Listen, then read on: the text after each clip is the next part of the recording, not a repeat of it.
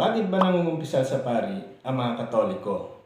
At bakit hindi na lang directly sa Diyos ibanggit ang mga kasalanan mo? Will you please repeat it? Kung isa rin yan sa mga katanungan mo, well, ang video pong ito ay para sa inyo.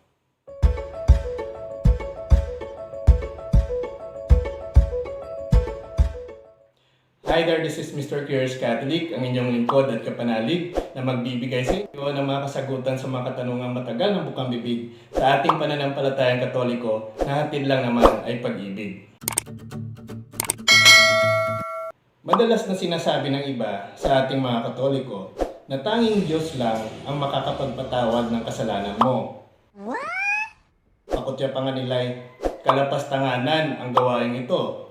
Sumapot sa langit, ha? Halos magkapareho sa kung paano mag-isip ang mga Fariseo. Bakit ganito ang pagsasalita ng taong ito? Siya ay lumapastangan. Sino ngunit ang Diyos lamang ang maaaring magpatawad sa mga kasalanan. Pero ano ang sagot ni Kristo sa mga taong ito? Agad naman nalaman ni Jesus ang mga iniisip ng mga ito, kaya't kanyang sinabi, bakit mo iniisip ang mga bagay na iyon sa iyong puso? Alin ang mas madaling sabihin sa paralitiko? Ang iyong mga kasalanan ay pinatawad? O ang sabihin, bumangon ka, kunin mo ang iyong banig at lumakad? Ngunit upang malaman mo na ang anak ng tao ay may otoridad na magpatawad sa mga kasalanan sa mundo. Hindi na rin nakapagtataka kung bakit marami ang kumukwestiyon sa sakramentong ito. Kasi Hindi rin naman nila matanggap kung ano ang rason kung bakit naparito si Kristo. Mga walang disiplina! Puro kayo pang karnabal! At ito ay para maligtas tayo sa ating mga kasalanan na nasusulat sa Ebanghelyo ni Mateo. manganganak siya ng isang lalaki at tatawagin mo siyang Jesus, sapagkat ililigtas niya ang kanyang bayan sa kanilang mga kasalanan. At siya nga ay naging matagumpay sa kanyang pagliligtas sa tao sa pamamagitan ng kanyang pagpapako sa krus doon sa Kalbaryo. Sinasaludohan kita. Hey! Ngunit pagkatapos nito ay hindi rin naman nangangahulugan na hindi na magkakasala ang tao. Kaya paano pa natin matatanggap ang pagpapatawad ni Kristo? I don't know. Sapat na ba na sabihin lang na Lord, sorry, nagkamali ako. Nagbibiro lang ako. lalong-lalo na kung mortal sin ang nagawa mo?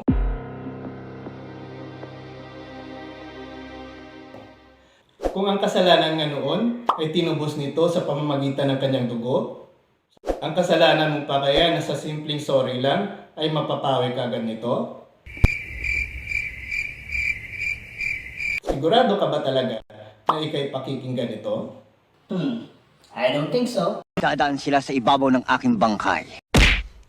Gayong sinasabi sa talata na kapag ikay makasalanan, ikay hindi niya pakikinggan.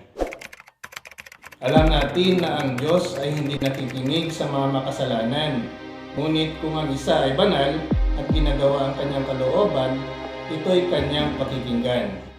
Diba? Ibinanggit pa nga sa talata na siya'y nakikinig lamang sa mga taong banal na gumagawa ng kanyang kalooban. Kaya kung ikaw ay nasa estado ng kasalanan, dapat kang lumapit sa mga taong banal na siyang magiging tulay upang ang pagsisisi mo ay mapakinggan. Katulad na lamang ng nangyari noong si Eliphaz at ang dalawa niyang kasamahan ay nakagawa ng kasalanan. At kahit kaharap na nila ang Diyos ay hindi pa rin sila pinakinggan. Subalit, ipinalapit pa sila sa kay Job na siyang gagawa ng panalangin para sa kanilang mga kasalanan. Hindi ba ganito rin ang dapat mong gawin upang mabigyang kapatawaran ang iyong mga kasalanan? Ang lumapit sa mga tao na kanyang inatasan. At yun ang mga pari sa ating simbahan. Wow! Ano ba ang basihan na dapat lumapit tayo sa ating mga kaparian? Well, ating babasahin sa Ebanghelyo ni San Juan. Sinabi naman ni Jesus, sumainyo ang kapayapaan. Kung paano isinugo ako ng Ama, isinusugo ko rin kayo. Pagkatapos, sila'y hiningahan niya at sinabi, tanggapin ninyo ang Espiritu Santo. Ang patatawarin ninyo sa kanilang mga kasalanan ay pinapatawad na nga. Subalit, ang hindi ninyo patatawarin ay hindi nga pinapatawad. Ibinigay ng Diyos ang otoridad to forgive sins sa mga apostoles na kanyang kasamahan sa pagpapatawad ng mga kasalanan ng sangkatauhan. Ngayon, Saan dito ang ating mga kaparian? Kayong mga apostoles ang kanyang inatasan. I don't know. Tandaan natin ito, ang mga apostoles ay naglilingkod rin bilang pari sa simbahan. Katulad ng paghihikayat ni San Pedro na ipagpatuloy ang gawain bilang pari sa simbahan. Lumapit sa kanya bilang isang buhay na bato, tinanggihan ng mga tao, ngunit pinili at mahalaga sa paningin ng Diyos ang mga ito. At tulad ng mga buhay na bato, hayaan ang inyong sarili na maitayo sa isang espiritual na bahay upang maging isang banal na pari na mag-aalay ng espiritual na handog na katanggap-tanggap sa Diyos sa pamamagitan ni Hesukristo. Ngayon, paano natin masasabi na ang kaparian natin sa simbahan ang kanyang pinagtutuunan ng pansin? Gayong sinasabi niya lang naman sa kanyang talata na magsisilbi bilang isang banal na pari na mag-aalay ng banal na hain. Sa kamote tayo nabuhay, sa kamote tayo lumaki, sa kamote rin tayo mamamatay. Iyon nga ang isang bagay na aking dinidiin. Dahil iisang simbahan lang naman ang masasabi natin na sa apostoles ay nanggaling. At yun nga ang Iglesia Katolika na kahit sa ang referensya nagsasabi na si Kristo ang founder na kailanman ay hindi mo kayang sirain. Katulad nito, buti pa si Google, matinong kausap. kaya ano ang aming rason kung bakit meron kaming Sacrament of Confession. ang masasagot ko sa inyo ay ito, pardon. Wow naman! Wow! Wow! P for proclamation, A for absolution, R for reconciliation, D for sins, O for obligation, and N for newness. Oh my God! Wow! Bakit kami may confession? Dahil ito ang nagsisilbing paraan upang masabi namin sa Panginoon ang aming intensyon na kami ay nagsisisi sa aming kasalanan na pwedeng maging rason ng aming condemnation sa apoy ng impyerno na kailanmay hindi ka na makakaahon.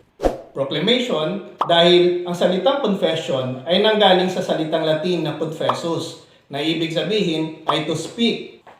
At ito nga ang nangyayari sa tuwing tayo ay nangungumpisal. Ating binabanggit ang ating mga kasalanang mortal na nagpapakita ng ating pagtanggap at pagsisisi sa Diyos na may kapal. Bakit kailangan pang sabihin gayong alam naman ng Diyos ang nilalaman ng utak natin at damdamin? Ano ka nasisira, ulo? Ano ba ang sinasabi sa unang sulat ni Juan? Kung ipagtatapat natin ang ating mga kasalanan, siya ay tapat at makatarungan upang patawarin tayo sa ating mga kasalanan at lilinisin tayo mula sa lahat ng kalikuan. Abay, kailangan mo palang ipagtapat kahit alam ng Diyos ang sa iyong isipan. Katulad ng nangyari sa kay David na lumapit kay Nathan upang humingi ng kapatawaran sa kanyang mga kasalanan sa Diyos na kanyang pinaglilingkuran. Nang magkagayoy, sinabi ni David kay Nathan, "Ako ay nagkasala laban sa Panginoon." Sumagot si Nathan kay David, "Ang Panginoon sa panig niya ay pinatawad ang iyong kasalanan. Hindi ka mamamatay, ngunit dahil sa lubos mong tinanggihan ng Panginoon sa gawain, ang batang ipinanganak sa iyo ay tiyak na mamamatay." May pagtatapat na nangyari dahil si David ay nagsabi kay Nathan ng kanyang kasalanan. At katulad ng mga pari, si Nathan ay sumagot sa kanya na natanggap niya na ang kapatawaran. Sa pagbibigay ni Jesus ng authority sa mga apostol na makakapagpatawad ng kasalanan, ay ipinasa naman ni Pedro sa mga successors nito ng ating mga kaparian na siyang mahalagang bagay upang mapatawad ang ating mga kasalanan. Ayon sa turo ng simbahan, Tinawag itong Sacrament of Confession dahil ang paghahayag o pag-amin ng mga kasalanan sa isang pari ay isang sangkap ng sakramento na pinapahalagahan. Sa isang malalim na kahulugan, ito rin ay isang pagtatapat, pagkilala ng kabanalan ng Diyos at ng kanyang awa sa taong makasalanan. kaya pag ikaw ay nangumpisal, sabihin mo ng lahat at huwag nang magpatumpik-tumpik pa. Upang maging ganap ang iyong sarili sa tuwing nagsiselebrate ng Eucharistia. Bakit kami nangungumpisal sa aming kaparian? Dahil sila lamang ang makakapagbigay ng pagpapatawad o absolusyon sa mga mortal na kasalanan. Katulad ni St. Paul in his second letter to the Corinthians, ang sino mang pinatawad ninyo ay pinatawad ko na rin.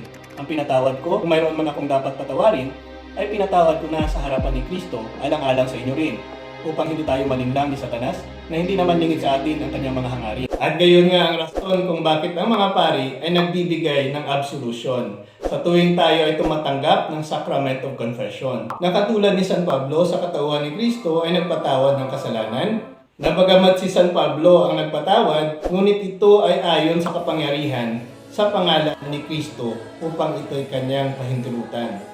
At ito nga ang sinasabi ng ating kaparian, na sa tuwing magbibigay ng absolusyon sa ating mga kasalanan. Diyos, na Ama ng mga awa, sa pamamagitan ng kamatayan at muling pagkabuhay ng kanyang anak, pinagkasundo ang mundo sa kanyang sarili, at ipinadala sa amin ang banal na Espiritu, para sa kapatawaran ng mga kasalanan, sa pamamagitan ng ministeryo ng simbahan, bigyan ka ng Diyos ng kapatawaran at kapayapaan, at pinatawad kita mula sa iyong mga kasalanan, sa pangalan ng Ama, at ng Anak, at ng Espiritu Santo. So sinabi nga natin kanina na ang Diyos ay nakikinig lamang sa mga taong banal at gumagawa ng kanyang kalooban. At ito nga ang ating mga kaparian sa ating simbahan. Oh my God! Wow! Upang maging lubos ang iyong sarili sa awa ng Diyos na makapangyarihan sa pamamagitan ng mga pari sa paglilinis ng ating mga kasalanan. Bakit kami nangungumpisal? Dahil ito ang aming paraan upang magbalik loob sa Diyos na makapangyarihan. Na mula sa buhay ng makasalanan ay atin itong tinalikuran sa pamamagitan ng Sacrament of Confession ng ating simbahan. Kaya kami ay mga embahador para kay Kristo na para bang ang Diyos ay umaakit sa pamamagitan namin. Nakikiusap kami sa inyo sa ngalan ni Kristo, makipagsundo kayo sa Diyos. Kaya nga napakaganda ng ganitong pamamaraan na kapag ikaw ay humihingi ng kapatawaran, ay dapat ka munang lumapit sa ating kaparian. Na nagpapakita lamang na talagang may proseso na dapat mo munang pagdaanan upang makita ng Diyos na ikaw ay lubos na nagsisisi sa iyong mga kasalanan. Hindi lang sa simpleng salita na, Sorry lang.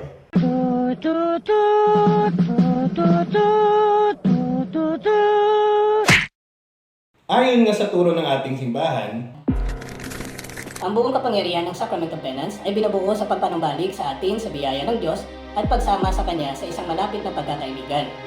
Ang pakikipagsundo sa Diyos sa gayon ang layunin at bunga ng sakramentong ito. Para sa mga tumatanggap ng Sacrament of Penance na may pagsisising puso at relihiyosong ugali at pagkakasundo ay karaniwang sinusundan ng kapayapaan at katahimikan ng buddhi. Sa katunayan, ang sakramento ng pakikipagsundo sa Diyos ay nagdudulot ng totoong spiritual resurrection sa pagpapanumbalik ng dignidad at mga pagpapala ng buhay ng mga anak ng Diyos, na kung saan ang pinakamahalaga ay ang pakikipagkaibigan sa Diyos. kaya kung hindi ka pa nakapagkumpisal, marahil ito ang rason kung bakit hindi ka niya pinakikinggan. Dahil nga, ayon sa sulat ni Propeta Isaias, sa halip, ang iyong mga kasalanan ay naghihiwalay sa iyo mula sa iyong Diyos. Ang iyong mga kasalanan ang siyang nagtatago sa kanyang mukha upang hindi kanya pakinggan. Nako, siguradong napakarami mong hinihingi na hanggang sa ngayon wala pa rin kasagutan. Kaya, nararapat siguro na pakinggan mo muna ang turo ng simbahan na lumapit sa Diyos sa paghingi ng kapatawaran sa iyong mga kasalanan. Bakit kami may kumpisal sa aming simbahan? Dahil ito'y nagpapakita na kinasusuklaman namin ang kasalanan.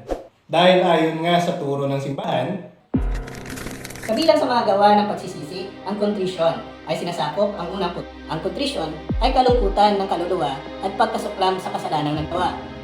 Kasama na ang resolusyon na huwag nang magkasala ulit. kaya nga bago matapos ang iyong pagkumpisal, ay sinasabi natin ito bilang tanda na nagsisisi tayo sa ating mga kasalanan. Mariin kong nilulutas sa tulong ng iyong biyaya na huwag nang magkasala at iwasan ang malapit na pagkakataon ng kasalanan. Dagdag pa nga ni San Pablo in his letter to the Romans, maging tunay ang inyong pagmamahalan, kasuklaman ninyo ang masama at pakaibigin ang mabuti. Kaya ang aming pagkumpisal ay pagkasuklam sa kasalanan. Nako, huwag mo nang mahalin ang iyong kasalanan dahil nakakatakot naman kung sa parang ito'y maiwala mo ang iyong kaligtasan.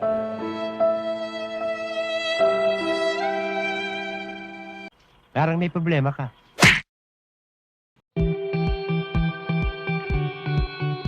Bakit merong sakramento ng kumpisal sa ating simbahan? Dahil ito ay obligasyon na ibinigay ng Panginoon sa mga kaparian. Kaya't habang kayo ay mahayo, gawin ninyong alagad ko ang mga tao sa lahat ng bansa. Bautismuhan sila sa pangalan ng Ama at ng Anak at ng Espiritu Santo. Turuan ninyo silang sumunod sa lahat ng inuutos ko sa inyo. Tandaan ninyo, ako'y laging kasama ninyo hanggang sa katapusan ng panahon. Ano ang isa sa mga itinuro ng Panginoon sa kanyang mga disipulo? Ang patatawarin ninyo sa kanilang mga kasalanan ay pinatawad na nga. Subalit, ang hindi ninyo patatawarin ay hindi nga pinatawad. Isa sa mga inatas ng Panginoon na gawin ng mga disipulo ay ang pagpapatawad ng mga kasalanan, na siya namang ipinagpapatuloy ng mga kaparian dahil isa ito sa mga obligasyon ng simbahan, na gawing kalugod-lugod ang lahat ng tao na sumasamba kay Kristo. At ito nga ang sinasabi sa katuruan ng simbahan sa kanyang katikismo.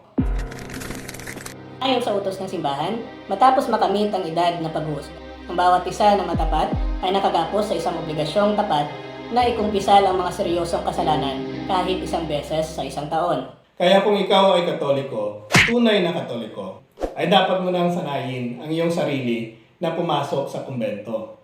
At upang ikay mabasasan ng sakramento na tanda ng iyong pagiging tunay na Kristiyano. Nice. Kung ako lang ang tatanungin, every month ay dapat tumanggap ka ng sakramentong ito. Dos por dos kita.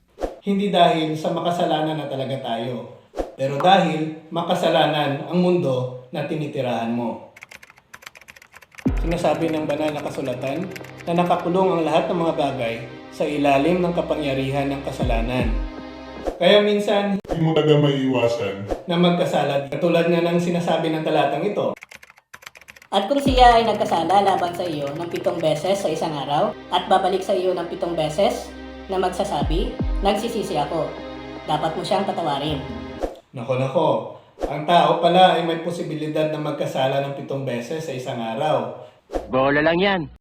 Na minsan, hindi natin namamalayan dahil sa palagay natin, ito'y maliit na bagay lamang. Pero sa mata pala ng Diyos, ikaw ay nagkasala na at nangangailangan na ng kanyang pagpukaw. Halimbawa na lang ng kasakiman na para sa atin, simpleng pag-uugali lamang. Pero ito pala ay isang uri ng pagsamba.